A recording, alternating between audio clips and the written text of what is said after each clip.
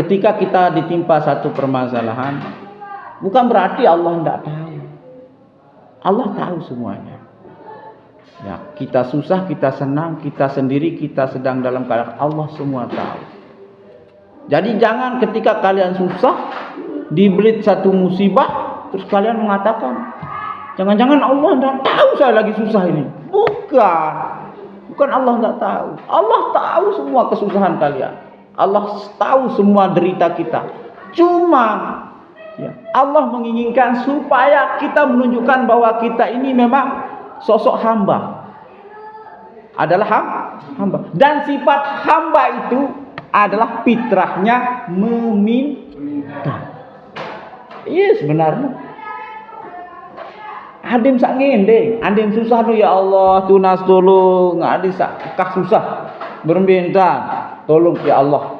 Itu yang Allah inginkan. Supaya apa? Ya, kita menunjukkan sifat sejatinya kita sebagai seorang hamba yang butuh kepada Allah. Bukan Allah yang butuh kita, kita yang butuh Allah. Ni milih tu periak si Allah Ta'ala. Lagu keger sombong-sombong. Panjak kelaluan lalu ni meni. Saya pelawat mata. Ya. Jadi kita harus tunjukkan penghambaan kita yang sejati kepada Allah. Bahwa kita ini lemah. Itulah hikmah dari adanya musibah. Segala macam cobaan-cobaan ini supaya kita menyadari siapa hakikat diri kita. Kita ini lemah. Kita sangat butuh kepada Allah. Bukan Allah yang butuh kita. Tidak ada ceritanya. Misalnya sekecamatan Narmada orang berhenti sholat terus Allah berhenti jadi Tuhan. Tidak ada ceritanya itu. Atau kualitas ketuhanannya Allah itu turun drastis. Kenapa? Karena sekecamatan Pringgrate semua orang berhenti sholat. Tidak ada ceritanya itu. Yang ada itu kalau di pileg atau di pemilihan bupati gubernur baru ada. Yang istilahnya begitu, elektabilitas istilahnya itu. Elektabilitas. Tapi kalau elektabilitas ketuhanan tidak akan turun gara-gara manusia mungkin seluruh dunia pun tidak ada yang menyembah Allah. Allah tidak ada ceritanya pensiun jadi Allah. Pensiun jadi Tuhan. Semua jamaah ya bangsa jin dan manusia berhenti menyembah Allah dan diinformasikan kepada seluruh makhluk bahwa Allah telah berhenti jadi Tuhan. Tidak ada ceritanya itu. Ya, tidak ada ceritanya. Karena Allah tidak butuh kita. Tidak butuh ibadah kita. Kita yang butuh sebenarnya. Kita beribadah bukan untuk siapa-siapa, tapi untuk diri kita pribadi.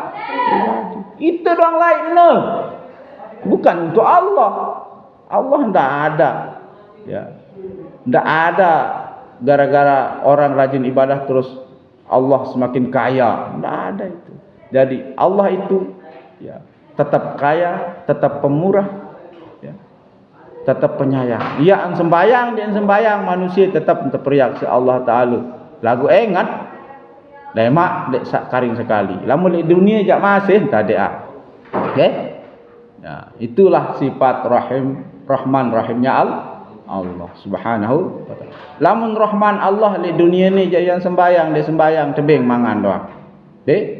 Dengan Cina dia sembahyang tebing mangan, Kristen tebing mangan, Hindu Buddha ada tebing. Semua dikasih makan oleh Allah SWT. Itu sifat rahmannya Allah. Tapi rahimnya Allah nanti di akhirat hanya sebatas kepada hambanya yang mau beriman. Nah, jangan nanti berpatokan bahwa dekatnya seseorang kepada Allah itu karena faktor jabatan, karena faktor harta. Oh dia kan dia rapat gati oleh Allah Ta'ala dia sangat dekat dengan Allah. Kenapa? Itu buktinya dia punya harta 500 triliun. Tak usah gitu. Karena apa?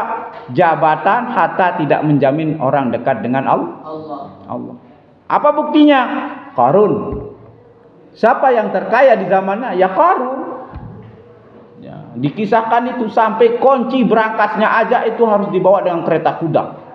Ndak kasak. Kunci doang nih, apalagi sak mas malik. Kunci doang. tapi ternyata tidak membuktikan bahwa dia dekat dengan Allah. Jangan karena orang punya kekuasaan yang tinggi terus kalian klaim sebagai orang yang dekat dengan Allah. Tidak bisa. Mana buktinya? Namrud, Fir'aun, bagaimana dia berkuasa? Saibani di zamannya. Tapi ternyata tidak menjamin dia juga dekat dengan Allah.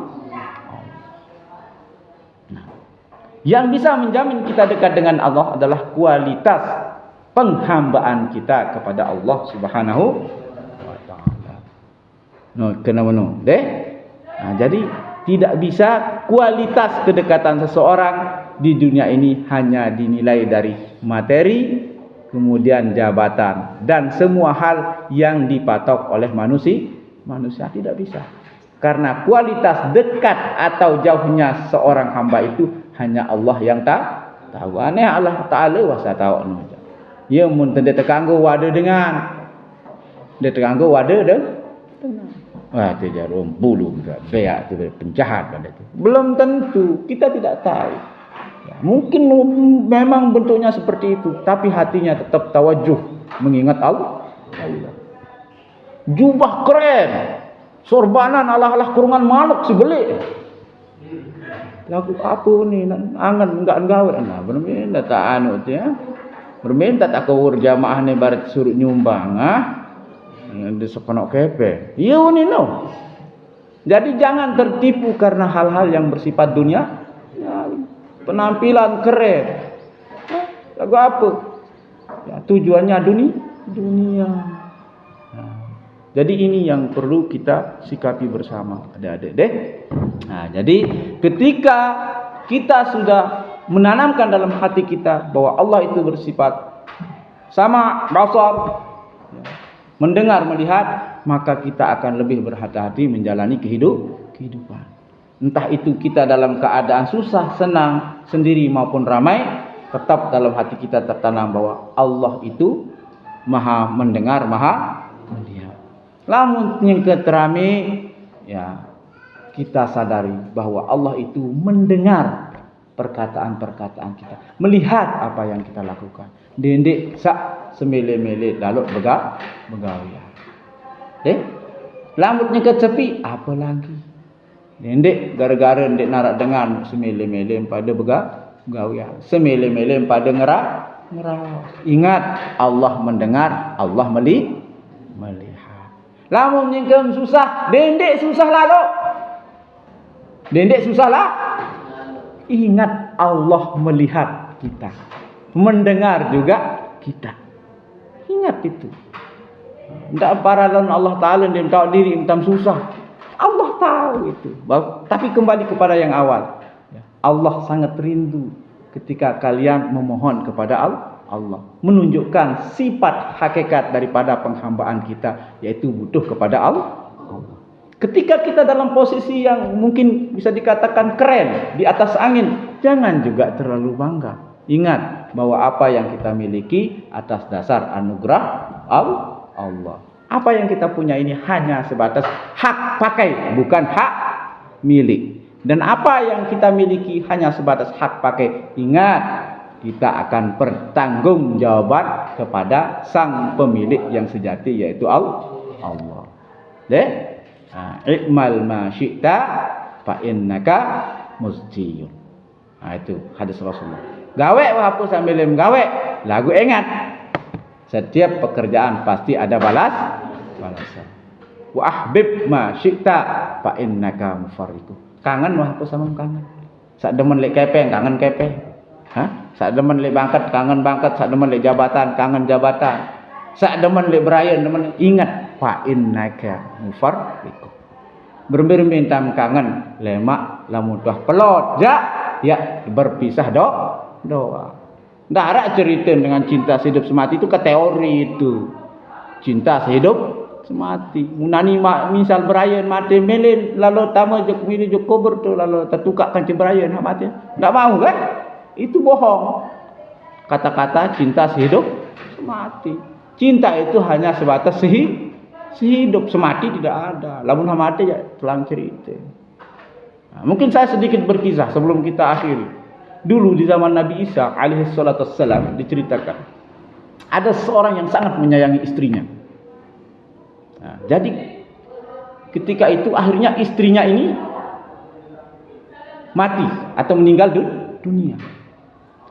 Uang tak mati seninen, lalu tunggu je kubur. Si santer singkangan lalu seninen cerita ni. Lalu omong tu kubur senung.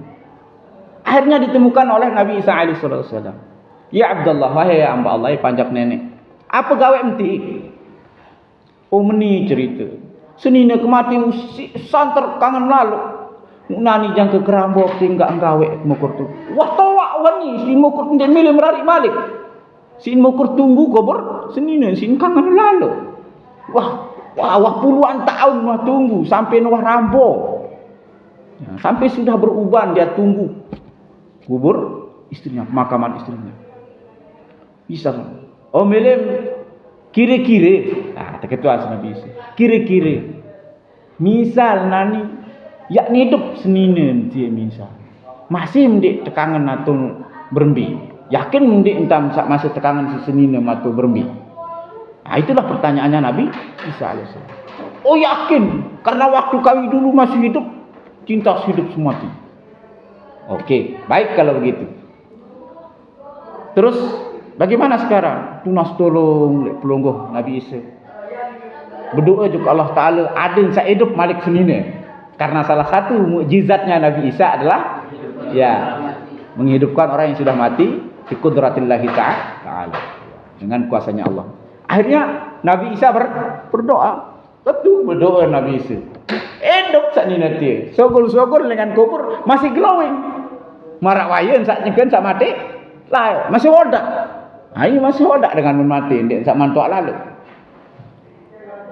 Akhirnya sangat semua. Hidup marah senina. Ngonek tak berpisah. Mu berembe kabar, berembe cerita. Saya jadi dia ni senina. Aku kan semama ni kelai ketunggu melek kubur ni. Oh, ndek ni ya ruan semama kat dia je orang ni rambok-rambok ni meni. Semama salat nu gagah. Kamu sida je meni ruan ndek dia semama dia. Akhirnya setelah percakapan itu, perdebatan itu adik-adik liwat Malik dengan mamu ganteng. Lek julun ni pada sak ngerawas semua. Akhirnya senina ni terayu si dengan saat ni. Sak liwat ni terayu-rayu menu. Milih hanina ni. Ya istrinya itu mau dia sama orang yang baru datang ini, yang lewat ini, karena mukanya lebih ganteng. Diganteng kan? Semamun kan wah jangan rambok si nunggu kan lek kubur. Situ nah lulus senina. Ndek entah ndak semama. Aku semama ndek dia semama ki ganteng semama lek gerah mentiru pesok-pesok kamu. Akhirnya lewatlah orang yang lebih ganteng dengan yang seusia dengan. Akhirnya ikut dia dengan pemuda yang lebih ganteng. Akhirnya dia menangis, nangis sama baru semama menangis terseduh-seduh. Akhirnya dijelaskan oleh Nabi Isa alaihissalam. Itulah hakikat dunia. Berembe-rembe tam kangen, berembe-rembe tam tunah, ndek narak cerita elek dunia ni sifat abadi.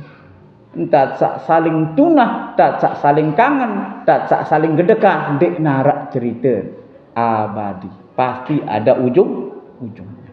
Bebukti sida bermintam kangen senina baru, ternyata nani namun wah liwat dengan sak gantengan tah tekangok tah tenget senina. Layak waktu masih hidup pada tak berembing. Itu bukti bahwa dunia hanya bersifat fana sementara.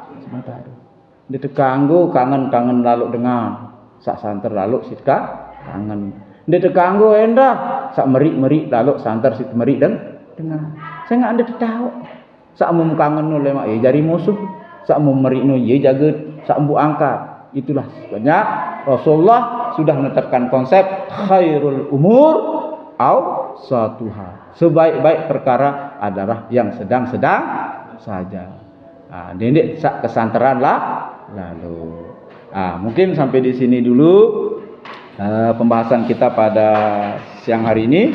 Mudah-mudahan ada barokahnya untuk kita semua, dan mudah-mudahan apa yang sudah kita pelajari yang membawa manfaat, dan tentunya baik untuk diri kita sendiri ya maupun orang lain. Sampai di sini, wallahu a'lam bishawab. Allahumma biqadrillah sabil rasyad. Wassalamualaikum warahmatullahi wabarakatuh. Besok kita lanjutkan.